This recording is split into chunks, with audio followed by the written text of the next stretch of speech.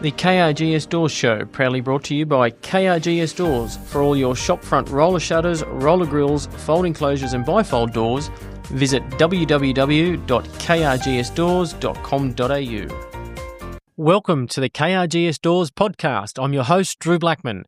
The aim of our podcast is to talk to cool people with cool stories, whether it be our suppliers, customers, staff, other business owners, or people from different walks of life, and get to know them a bit better.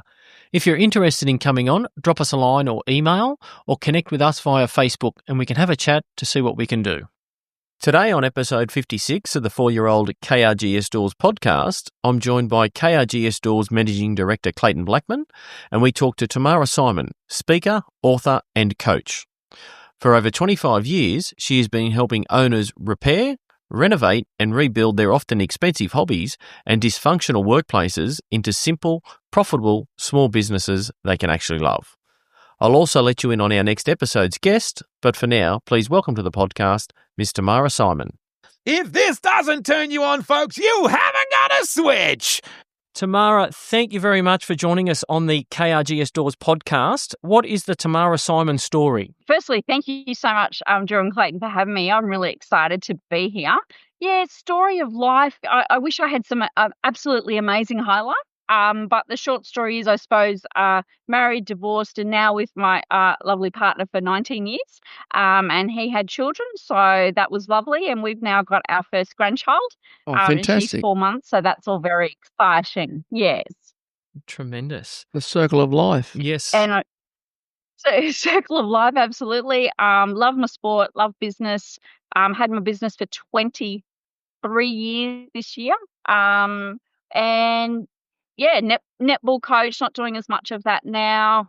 So just keep popping along, basically. Nothing to really go, oh my God, I wish I could share something. But Now, you're known as the problem solver extraordinaire and affectionately known as Bob the Builder, the Aussie small business. Can she fix it? Yes, she can. Tell us about your business. yeah, so as I said, I've had my business for 23 years this year. I can't believe it's that. And look, I really fell into business. So I was in leadership roles, running organisations and different things in employment. And I found that my employment history was, every 18 months, I seemed to move or get headhunted. If I couldn't move up, I moved on. And I'd written a lot of, procedures and fixed, the challenges of those organisations. And I was involved in vocational education and training, so running training organisations mainly at the policy level. And I was given an opportunity to become a trainer. So overnight, I'm a small business owner, and mum and dad were really happy about that initially, leave the job and go to something else. But I always describe my business journey as very much like snakes and ladders. You go up to go down, the snakes come in at different times.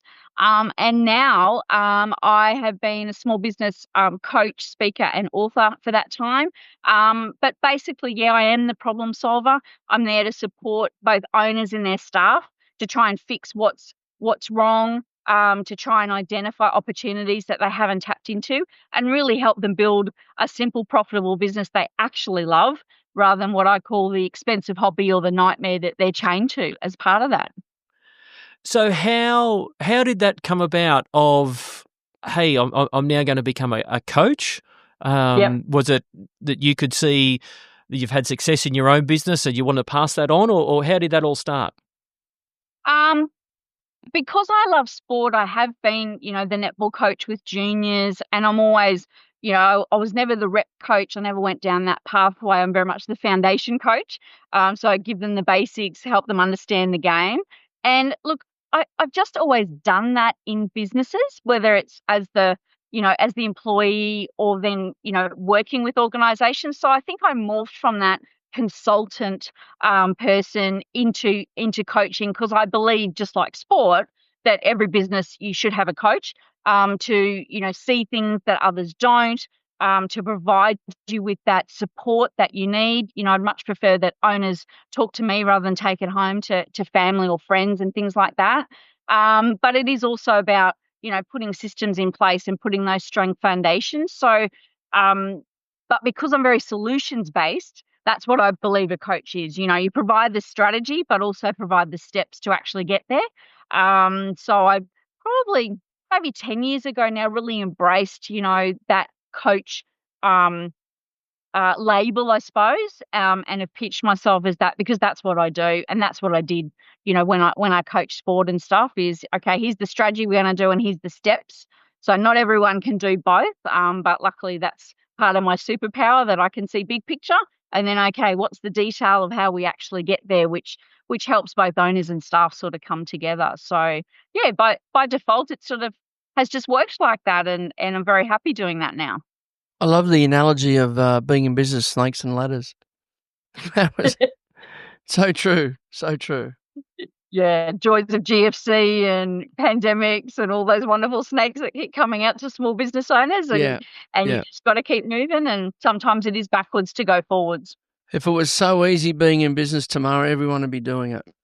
Well, that's right. And don't you love how, people say, oh, it's so easy to open your business now. And whilst it may be, and we have all this tech and everything, my personal view is I reckon it's harder to be in business now because marketing is so different to what it used to be, where you could maybe send a leaflet or just phone people and, that's how you got business through referrals. And the mail only came once, maybe twice a day, rather than emails constantly at you and faxes, things like that. I do think it's a lot harder, and that challenges that owners are struggling with at the moment is there's just too much. Well, even as you mentioned there, the mail only come once or twice a day. Even the phone calls, like if you're out of the office, you weren't contactable. No, but now it's people expect it to be 24/7.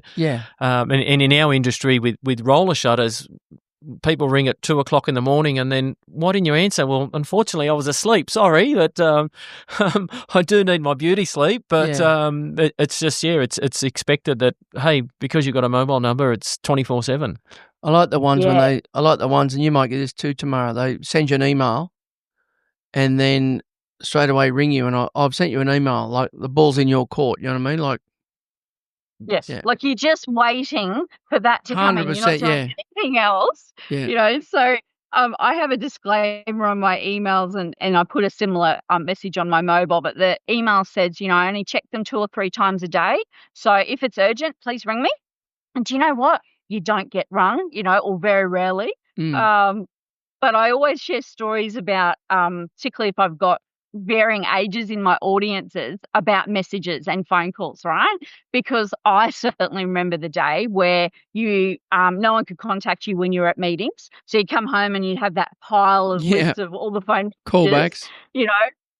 Or if you were out, you had to find the phone box, find the right money, find your notebook that had the phone number written down, and then be able to do that versus what we've got now. And do you know what? I think there's a little bit of power in that. So I certainly encourage people to push back because, it's not serving us. 24/7 is not serving us in any way, shape, and we need to start pushing back and educating ourselves and our clients that things need to be, very different, and what email really was about, which was about electronic mail coming from the outside. That's all it was. That was its purpose, and it's morphed into this nightmare that we have now. So demanding. Yeah. It's actually interesting you say that, because trying to organise you to come on our podcast, I sent you an email, and it might have been last Thursday, and I got a bounce back from you saying, hey, I'm taking some time out of the office. If it's urgent, you can call such and such and things like that, but I won't be responding until tomorrow. And the world did end. If it was urgent, you would have rung me. And I think that's the thing. I mean, I certainly encourage my owners that at least every quarter they need to be taking time away from their business, not only to rest and recover physically and mentally, but really to look at, when did you last really think about your business and think about, are we doing the right things? Is this strategy that we've set out this year working and all that? We've got to give time away from being in front of the computer. And I have a notebook everywhere I go, and I get the best ideas when I'm out or watching sport often. But you have to stop, and it's the hardest things I find because my clients or audience, like, we can't stop tomorrow, and I go, well, yeah, but let me just put it a different way. you can't keep running your business as the hare and the tortoise. You have to be the tortoise at least for 5 minutes. Otherwise, I'll do the Dr. Phil and go, how's that working for you? Mm. And they go, yeah, it's not. I go, so why do we keep continuing this? You have to interrupt it and change things to get things better. But it's hard. You're also an author, and I can see in the background there of your Zoom screen, your book, The 5 Little Business Pigs. Firstly, tell us about the book, and then also what made you write a book? So having been a speaker for a long time, I kept getting told, you need to write a book, you need to write a book. But I'm very much, I couldn't just write any book. I certainly could have done something about business tips or things like that. But if I was going to write maybe one book, because I never initially thought of myself as the author, speaker definitely. And I'd written blogs and things like that, but not necessarily the author. So I needed to find something that was relevant, that, if I'm going to write a book, let's make it, what I believe is a good book that I'm proud of. So I had done a webinar called The 3 Little Pigs and drew the analogy of that's how we build our businesses, from straw to stick to brick. And it was quite well received. And I thought, I think I've got something here. Talked about the wolves that keep trying to huff and puff and blow our businesses down. So that sort of got me started in writing it. And then I found actually there's 5 business pigs, because there's the reno. Once we've got a brick business, we need to renovate, even though people think that in growth they're actually renos and often they're still at stick. And then talking about also the rundown business, which includes the owner and stuff. So that's how the book sort of came together, thought about the wolves that we sort of face. So that was that's the first half of the book, or the first third, I should say. The last third is to give people strategies to move from each of those houses, to give them some simple solutions to do that. Otherwise, they sort of go, oh my God, I'll just stop now and go into a corner and into the fetal position. And the middle bit has got my framework of how you can get clear on your business people and systems. So yeah, that's how it came about. And because I'm a bit weird, and a beggar for punishment, because I'd also been working for many years specifically with registered training organisations, and they all focused on compliance and not the business. Whilst the first book was at the editor, I then rewrote the 5 Business Pigs book and customised it specifically for registered training organisations. So the 5 Little RTO Pigs was born. So I've got 2 books now.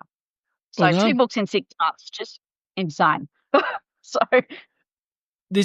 I've got 2 questions. Is it self-published? Yeah. Yes. So, and congratulations on that, to even write 1, but to write 2. And the next one is there a 3rd book on the way? There certainly are a couple of books up here at the moment. I'm just trying to work out where I go next. I'm also been thinking about doing a revised edition of the 5 Little Business Pigs this year. So I'm playing around with that. It doesn't need too much, thankfully. The book has dated well, and I strategically did it that way. But it, probably looking at a new introductory chapter and updating a couple of things. So I've got to think, am I going to do that, and then look at what that next book is. But yeah, there's certainly 3 books that are in the head, and if I say go, then yeah, that's where the focus is going to be. Tamara, is the next one called The 7 Little Business Pigs? No, because I haven't found some other ones, but I'm certainly open to ideas about that. I just thought, because you've gone from 3 to 5, I just thought the next one was going to be 7 for sure. No, I'd say the next books will be about business and sport, which is certainly my 2 passions. Forte. So there's a couple about that. 2 of our fortes as well. It might be snakes and ladders. That could be right, snakes and ladders, yeah. You get them in both business and sport. Tell me, when did your 5 Little Pigs, Business Pigs, come out, mate? How long ago was that? So both books came out in 2016. And because they double the size of most business books, sometimes I say I've actually written 4 instead of 2. If I'm feeling like I need a little bit of a pump up and stuff like that, particularly as I haven't written another one since then. But yeah, so it was good. Good work. It's actually interesting to our listeners. I have purchased your book, and I only recently purchased it once we got engaged for you to come on the podcast. And I have started reading it. It's a very easy read. I'll tell you that too. But one of the things I took away, and I've told Tamara this in an email, was the presentation that the book got delivered in. So it was wrapped in brown paper, had a pink ribbon around it with your name on it, and then a message inside. Well, actually, the pink ribbon also had a piece of Lego tied to it, and the message inside said, keep building your business brick by brick, and signed by Tamara. So that was like first impressions. To receive the book like that was something very special. Thank you very much. I appreciate that. And I think it's important that, I've moved from, I suppose, the business name to branding as myself a few years ago. But I think it's important for businesses to understand that we have all these little touch points with customers or potential customers all the way through our journey, and even how you design your invoices, what your email signature says. All these little touch points add up to give that impression and to build trust and help customers buy from us because they feel like they know us as part of that. And you're not the first person to mention that, and that all those little touch points do add up, and we call it flying the flag. So there's always representing the company in some way, that the invoice and the logo and it all ties in together. Same branding. Hence our podcast and everything like that as well. So yeah, you're 100% right. And look, data says that that customers are taking longer to make buying decisions now, particularly post-pandemic, and we need at least 7 touch points or 7 ways that people get to know us before they feel like that they can venture to have that phone call or something like that. So, if you think, well, LinkedIn's one way, Facebook's another, your email, what your newsletter, maybe they'll sign up to that. What freebies have you got? What's your website look like? It's all these little things that that we need to be having so that we're not selling on the first date. As I can certainly say, yes, I've done that. That we start to build this conversation with customers, because generally they don't buy straight away. And even in your business, people would have looked at the website and done their own investigation first before they come to you as part of that process. It's just critical. As a business owner, what's the biggest challenges you face? Myself is juggling everything like most people. And really, I think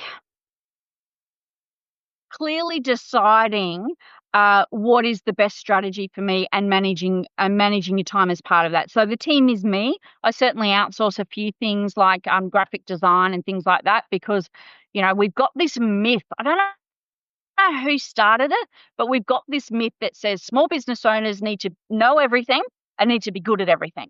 And it's just nonsense. And, we need to bring them, because, I believe the best gift is that you can give yourself and your team is to ask for help. But certainly for myself, the biggest challenge is where I spend my day. And I'll be honest, my routines and rituals fell off the wagon last year for a number of reasons. So I've really been using January to reset what that looks like, and make it realistic, versus going, I'm going to do all these things and go, that's not happening. We can't do everything. So where are we actually spending our time, and make sure we're not jumping at those shiny objects, and not having emails drive our business. And certainly for myself, it's the challenge is to, build my profile this year. Is, you like to think everyone knows about you, but they don't. So, finding opportunities like this, helps that process. But that's certainly my challenge this year, and getting back onto more stages, because post-pandemic there hasn't been as much of that. So that's very much my strategy this year. And then on the back of that, as a coach, what are the biggest challenges you see as small business owners? So I generally see that most things boil down to 5 things: that owners have got lack of time, lack of clarity, lack of support, lack of resources, and lack of systems. So it doesn't matter what they tell me, I know they're going to bounce that, whether it's staffing issues, where I don't have time to do stuff, which is the interesting thing, isn't it? Because if we think about it, people say, I just don't have time. Well, we've all got the same amount of time. It's what we do with it is the first thing.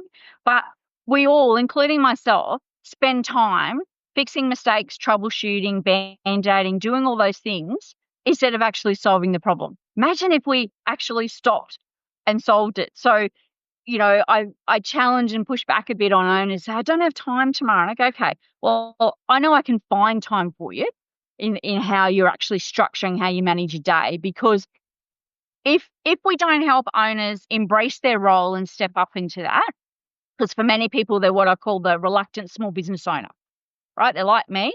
They got into business maybe by default, maybe because opportunity turned up, maybe because they saw their boss and went, yeah, I can do this better than you. So, most of us are not the entrepreneur that always had the business as a kid and all that sort of stuff, right? So we have to embrace our role and everything that goes with that, and get help. Or if we can't afford it at this point in time, we've got to step up and do that. But we've also got to help them structure how they manage their day. Because I can talk to them about simple systems. I can talk to them about ways to manage their staff and ways. If they keep spending their day the same way, none of it matters. We may have to talk further here tomorrow. Interesting in a good way? Oh, yeah, absolutely. Yeah. You're saying the right things.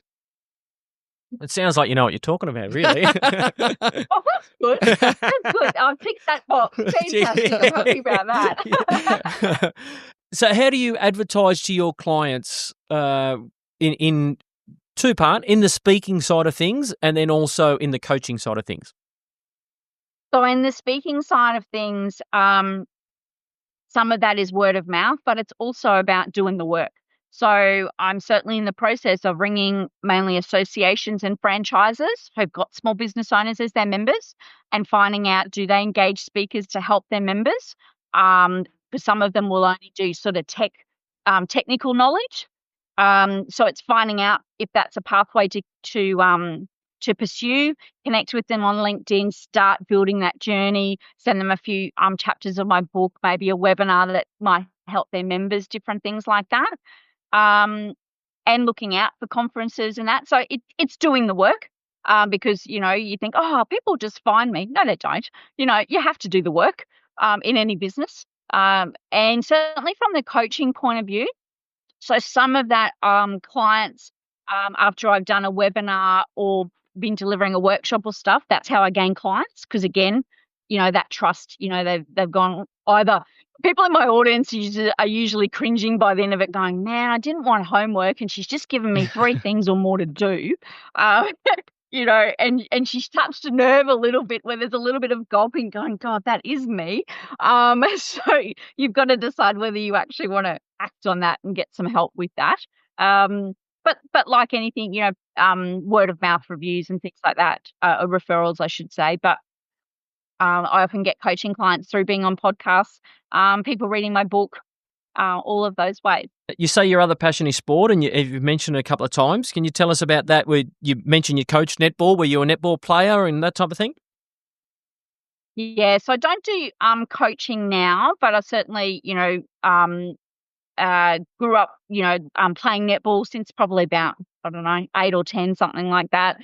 Not playing at the moment, but absolutely love that, and love doing my coaching. I can certainly profess to be back-to-back premiership coach and, coached in different conditions and everything. So I love the fact that you can help not only players, get better, but, that thing where, you've been practicing something, for weeks at training and all of a sudden, they do it on court and you say to the parents, look, they're doing it.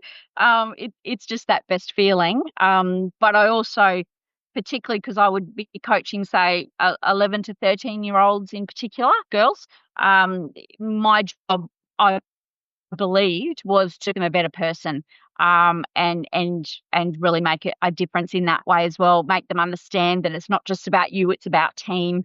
As part of that, so yeah, that's my netball passion. I was a volunteer at the Commonwealth Games on the Gold Coast, and luckily got to netball, which was just unbelievable. So I was part of the technical crew there, which was fantastic. But yeah, I love my sport. So, and I'm a very passionate member of the Hawthorn Football Club. We've been lucky enough to go to some grand finals, one losing, two winning.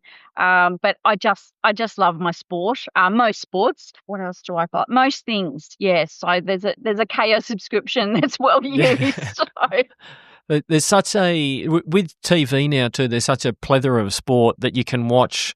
Where back in the day, I'm starting to sound old, back in the day it was 4 channels and you'd get the AFL, the rugby league and the cricket in the summer. That was about it. But you go on to Fox Sports now and there was golf on there. Sometimes there's the cornhole championships and all these other weird and wonderful sports that you'd never think about watching. Like I tune in at the darts now. I watch the lawn bowls, all that type of thing. That's it's just so much sport.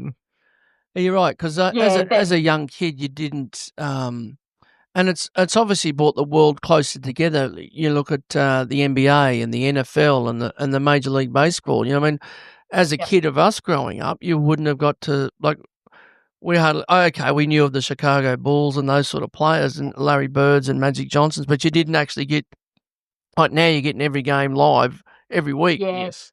So it's brought the world obviously closer together, and those sports are more well known and so forth. Like, we used obviously as younger used to get the Super Bowl, but you wouldn't get any of the lead up games or anything like that. You just get the Don Lane used to present. Don Lane, that's right, the main. Yes, that's right. Yes, very much so. And I think because I love sport, there was certainly with the pandemic, a lot of criticism of sport. That continued. We had the NRL hubs, we had the AFL hubs, and different things like that. And some of the tennis happened in different ways. But, I certainly understand that there are people that don't like it, and it's very much a 4-letter word, and I get that, and I understand that there's some people that, turn up for the Olympics and Com Games. But, for diehards like me that really love sport, or if you just follow your team, it provided a bit of light and a bit of hope. Yeah, absolutely. During that time.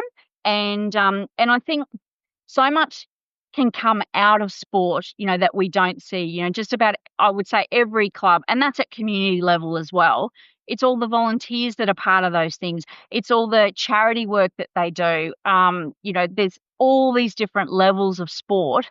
And certainly that's why I take that business perspective, because you can look at the art of coaching, you can look at the leadership, you can look at systems and all these wonderful things that nerdy little me goes, oh, that's a nice little story or something I could post about. So I just got to balance my social media sometimes, because they can get to be a bit too much sport. So I have to balance it up. Never have enough, Tamara. You can never have enough sport. One of the things you mentioned there, Tamara, is during that time, and I know with the NRL, because the NRL was probably the first sport to come back from COVID. At that time, and some of the record numbers of viewers. I know they had no crowds there, but some of the record viewers that they had over that time, because everyone was at home, and they were just happy to see a little bit. It was an outing for them. You know what I mean? They couldn't go to the footy, but to sit at home and watch the game, it was just an outing. It was Yep. For sure. And again, that's that community stuff is, and yes, we see things like that at the top level, but there's so much at community sport. I've certainly seen that firsthand. 100%. It's critical. It's critical. I'm heavily involved in it myself, so I know exactly. There's so much goes into it, with volunteers and just to get teams on the park. Absolutely. And you may have already answered this question, but away from work, how do you relax? I watch sport. I love watching stand-up comedy. Good stand-up comedy, bit of, Nath Falvo, Michael McIntyre, Jim Owen, Carl Barron, the oldies, I suppose. I try, this year my strategy or my intention is to read 10 books for pleasure. Because I read so much. So I've got a target of, 40 business books, because I sort of let that go last year. But trying to read something that's not about business. So there'll probably be some sporting stuff. So it does overlap a little bit, but I have a pile of books. they're probably my main things, which is a little bit sad. But I'm not the gardener or the painter or anything like that. It's sport. Now, to finish up the podcast, we ask our fast 5 questions, and they're rapid fire, and we're just to get to know you a little bit better. What would be your last meal? So it would be Italian, preferably from La Pucetta, which is down at Broadbeach on the Gold Coast. Beautiful Italian food. Anything in particular, or just one of each off the menu?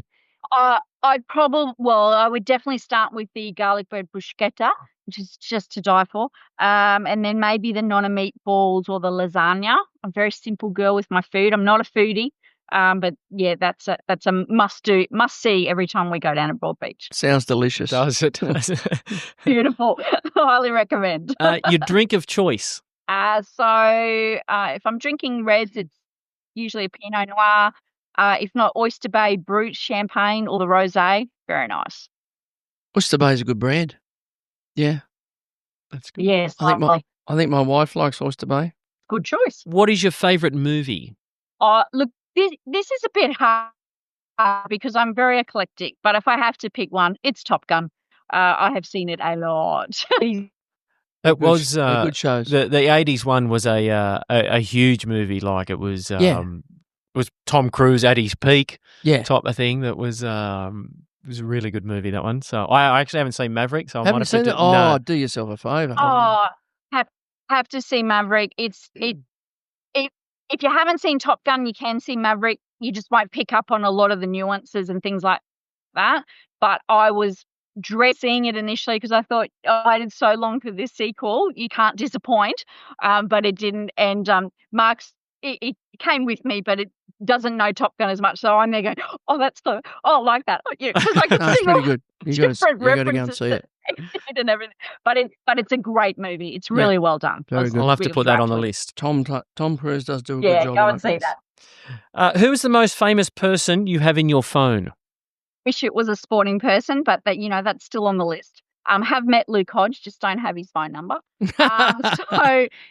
Probably Andrew Griffiths, who's a straight number one small business author. Yeah, would be my most famous person. I think he wrote, and I'm going to get the title wrong, Someone Has to Be the Most Expensive, Why Not You? Is that correct? He certainly did. That's his latest one. So he's written 14 books, and I reckon that's his best one. So that just a shout out if you're a business owner and haven't read or got that book, absolutely need to get it. Yeah, that is a good read, that one. Have you got his book? Yes, that is a good read. I must borrow it off you. And finally, is it as good as the 5 Little Business Pigs? Well, I'm not all the way through 5 Little Business Pigs, but it's certainly up there. It's up there. Okay. Up there. So it's up there. Oh, you're very kind. Now, finally, if heaven does exist, what would God say? God's done a little bit of renovations up there. He's taken the gates out and put a KRGS roller shutter in. It is pearly. So what would God say when you arrive at the pearly KRGS roller shutter? I would hope he'd say, welcome, thank you for your service, and you have made a difference. Nice. That sounds good. He'd be very welcoming, I guess. Would you give him a signed copy of your book? Of course. Of course. But as he knows all, then it's already there. It's channeled He's through. got it on the shelf. He's got it in the library. That's right. Yeah, it's on the shelf. He's already had a read. Tamara, I really appreciate you coming on and having a chat with us on the KRGS Doors podcast. You've got a great story there, and also well done on your 2 novels. I must borrow it off Drew once he gets through it, and I'll have a read of it. But I'm not across it at this stage. But thanks very much. I hope you can help a number of small businesses out there, because there's a lot of small businesses. You ticked off on a lot of things that small business people need a hand with. Like I said earlier, if it was so easy, everyone would be doing it. So at times that people need direction and need help and focus, I hope that you can bring something to those people, and then they can achieve their ambitions. Excellent. Thank you very much. I'm just wanting to ask you both a question before we finish up. Please, this is the roles reversed. Yes. So what's your biggest challenge in your small business at the moment? Oh, how long have you got? That's a second. That's a second episode of the podcast. We'll have to come back. You ticked off on a lot of things there, mate. Whether it's staff, systems, all of the above. You know what I mean? Yeah.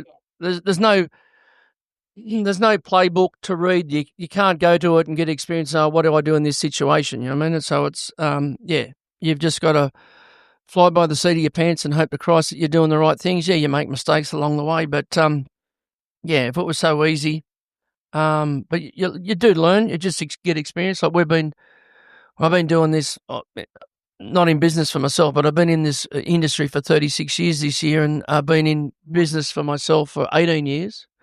Wow. But you learn along the way. Obviously, being in business that long, you're still choosing to be in it. Well, some days you don't, mate. Some days are snakes, some days are ladders. That's right.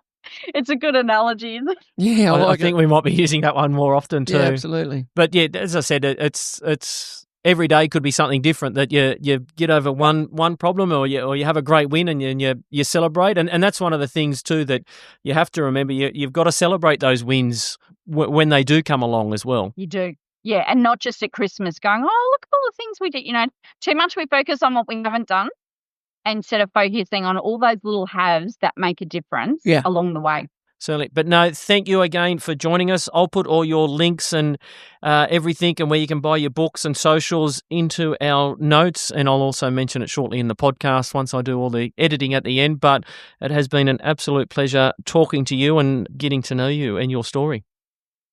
Thank you very much. I really appreciate your time and love talking to what I call mad small business owners, people who make a difference. You got the mad part right, mate. Yeah, you got the mad part right. You're on the money. You're on the money there. You must be mad to be a small business. Yes. Absolutely. Thanks very much. That brings the door down on the 56th episode in our chat with Tamara Simon, speaker, author and coach. For more information on Tamara, head to her website, tamarasimon.com.au. She has a ton of freebies. You can also purchase her book, The 5 Little Business Pigs. If you have missed any previous episodes of the KRGS Doors podcast, you can download them from our website, www.krgsdoors.com.au/podcast, or on your favourite podcast player, search KRGS Doors. Don't forget to hit the subscribe button to ensure you don't miss any future episodes. This also boosts our ranking and my ego. The other thing I suggest, if you've enjoyed the podcast, visit your favourite podcast player and leave a review or a rating. Keep your ears peeled for our upcoming next episode where we speak to Lauren Barry, radio host and producer. She tells us how she started in the radio game and how she ended up hosting her own show on the Hit Network. It is certainly not a chat to miss.